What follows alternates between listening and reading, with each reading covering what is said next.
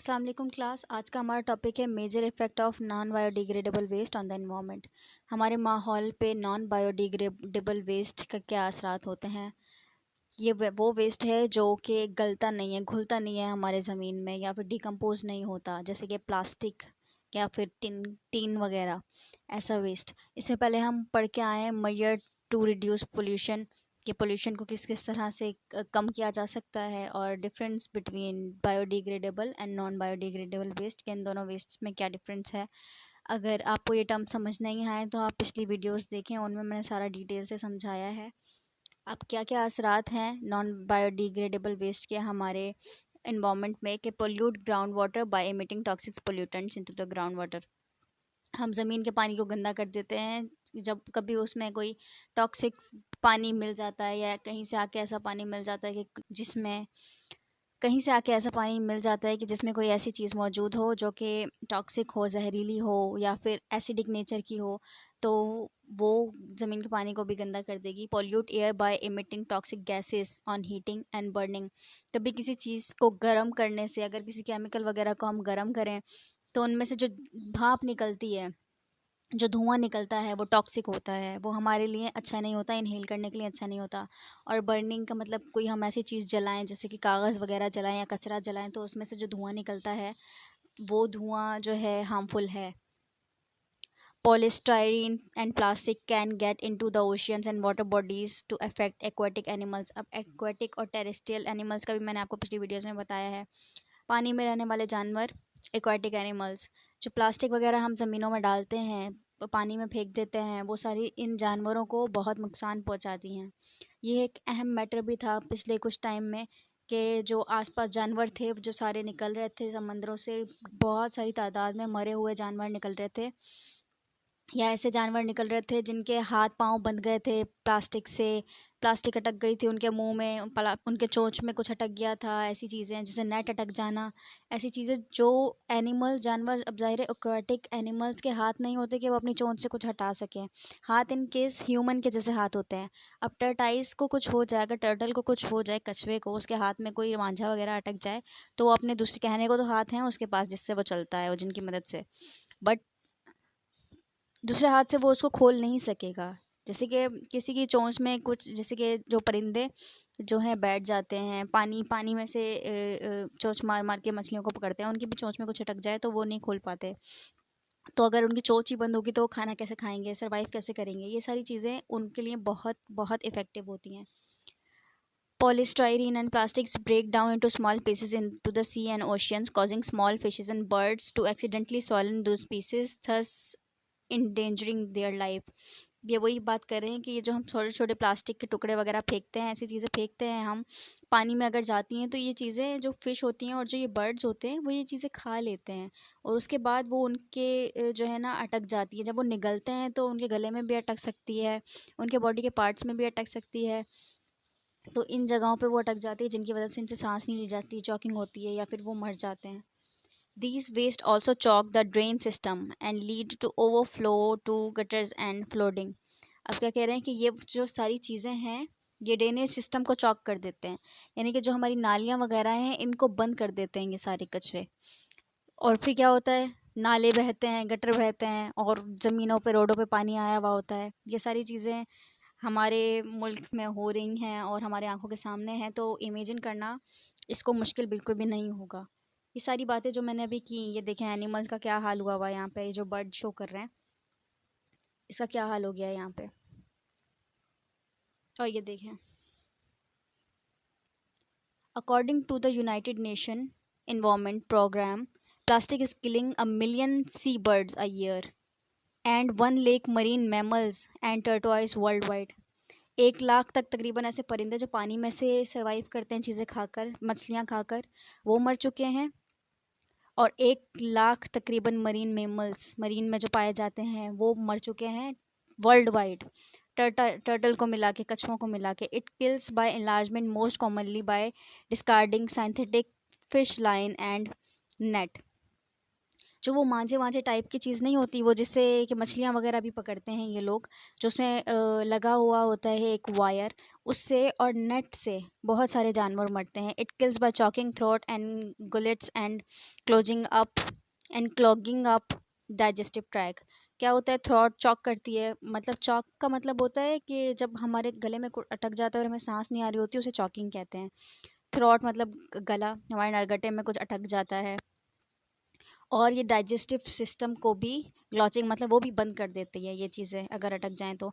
Leading to fatal constipation in marine water. अगर digestive system को ये चीज़ें बंद कर देंगी तो अब ज़ाहिर है कॉन्स्टिपेशन होगा। कॉन्स्टिपेशन को उर्दू में कहते हैं कब्ज। ठीक। Leading to fatal constipation in marine life. Bottle caps, pocket combs, cigarette lighters, tampons, cotton buds shafts, toothbrush, toys, syringes, and plastic shopping bags are routinely found in the stomach of the dead seabirds and turtles. ये सारी चीज़ें, अब देखें, ये सारी चीज़ें हमारी common use की हैं, जैसे कि बॉटलों के ढक्कन, पॉकेट कॉम जो हमारी रखा होता है जेब में, सिगरेट के लाइटर में भी तो लिक्विड होता है ना, वो मेरे ख्याल से पेट्रोल होता है। और क्या है, कॉटन बड, और क्या है, टूथब्रश वगैरह, टॉय, सिरिंज हमारी ख़तरनाक होती है बहुत, एंड प्लास्टिक शॉपिंग बैग्स। ये सारी चीज़ें हम कह रहे हैं कि अब जो डेली मरे हुए जो मिल रहे होते हैं ना इनको, अब हाई तादाद में ये सारे बर्ड्स, ये सारे इनके अंदर से ये सारी चीज़ें निकलती हैं।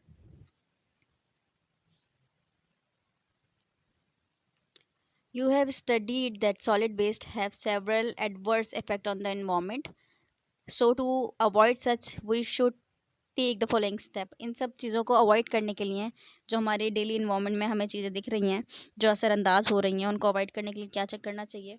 Avoid the use of non biodegradable material. ऐसी चीज़ों का इस्तेमाल नहीं करें जो कि नॉन बायोडिग्रेडेबल हो, जो डिकम्पोज नहीं होती हो, घुलती नहीं हो ज़मीन में। जैसे कि अभी मोस्टली एरिया पर पॉलीथीन बैन है, वहाँ पे चलती हैं कागज़ के बैग्स, रैपर बैग्स, वो चलते हैं, पॉलीथीन नहीं चलती। Recycle the use materials for storing non edible.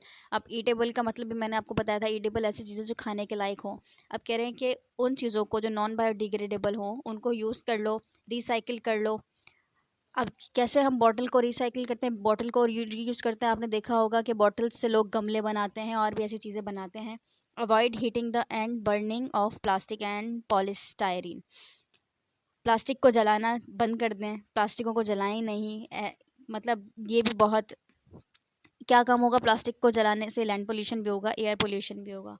Dough not throw away debris into the water bodies and open places. ऐसी जगहों पर खाना वगैरह या टुकड़े वगैरह ऐसे ना फेंकें, क्योंकि फिर वो जमा हो जाएंगे और जमा हो जाके फिर बहुत और गंदगी होगी, आगे जाके वो चीज़ों को चॉक करेंगे, गटर को बंद कर देंगे, नालियों को बंद कर देंगे। इस चैप्टर की समरी।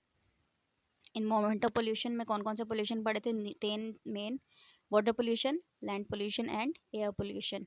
अब डेफिनेशन पहले पढ़ लेते हैं, पोल्यूशन क्या होता है और पोल्यूटेंट का क्या होता है। वैसे तो हमने पढ़ी हुई है, बट दोबारा पढ़ लेते हैं। क्या, pollution is an undesirable change in the characteristics of air, water and land environment that is harmful for human and other living things in the environment.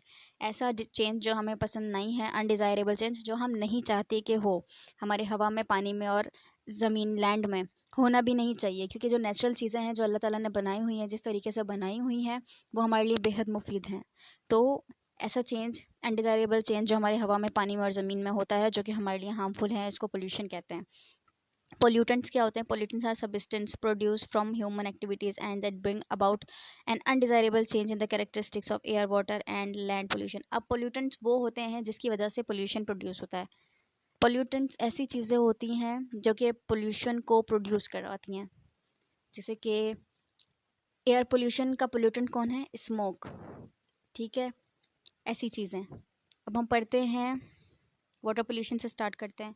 Run off pesticides water from agriculture farm. ऐसा पानी जो किसी agriculture farm से, खेतों फसलों वाली ज़मीन से होकर गुजरता हो, वो हमारे लिए हार्मफुल ऐसे होता है कि उसमें जो पेस्टिसाइड डले हुए होते हैं, हम जो उसमें दवाइयाँ छिड़कते हैं अपने एग्रीकल्चर फार्म में, वो सारी दवाइयाँ पानी में आ जाती हैं। दूसरा ये है untreated sewage water from homes and industries. गंदा पानी जो घरों से या फैक्ट्री से निकलता है, वो भी एक वजह होता है वाटर पोल्यूशन की। अब हम पढ़ेंगे एयर पोल्यूशन। एयर पोल्यूशन में क्या आ जाता है, burning of fuel, coal, oil and gases.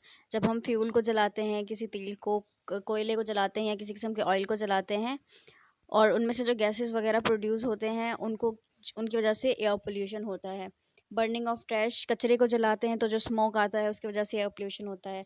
Release of gases from house hold materials, घर के कामों की चीज़ों से या गैस सिलेंडर्स वगैरह से भी जो गैस रिलीज होती है वो भी एक काइंड का एयर पोल्यूशन प्रोड्यूस करती है।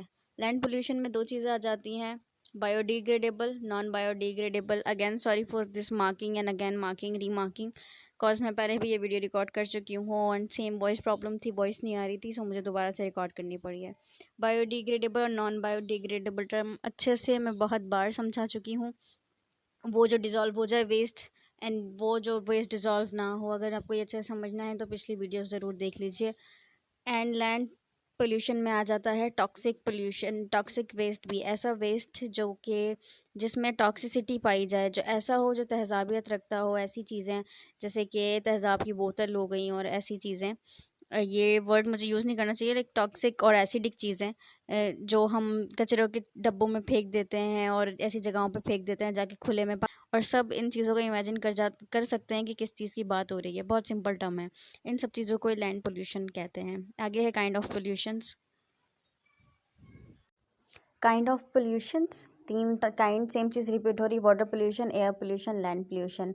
Have harmful effects on human health, living and non living things in the environment. जानदार और गैर जानदार चीज़ों पर इन चीज़ों का असर होता है। 2 चीज़ें, बायोडिग्रेडेबल, नॉन बायोडिग्रेडेबल। इस चैप्टर में जितने बार ये मैं वर्ड बोल चुकी हूँ ना, मुझे यकीन है कि अच्छे से आपको पता चल गया होगा कि बायोडिग्रेडेबल और नॉन बायोडिग्रेडेबल क्या होता है।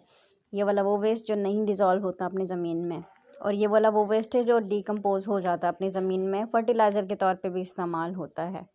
ठीक है, उम्मीद है आपको ये चैप्टर अच्छे से समझ आ गया होगा। ये इसकी एक्टिविटीज़ हैं, आपको पता है मैं एक्टिविटीज़ सॉल्व नहीं करवाती, और अगर आप मैसेज कमेंट करेंगे एक्टिविटीज़ के लिए तो मैं यकीनन सॉल्व करवाऊंगी। अगला चैप्टर हम पढ़ेंगे matters and change in state, अभी नहीं पढ़ेंगे, नेक्स्ट वीडियोज़ इंशाल्लाह इस पर मैं अपलोड करूँगी।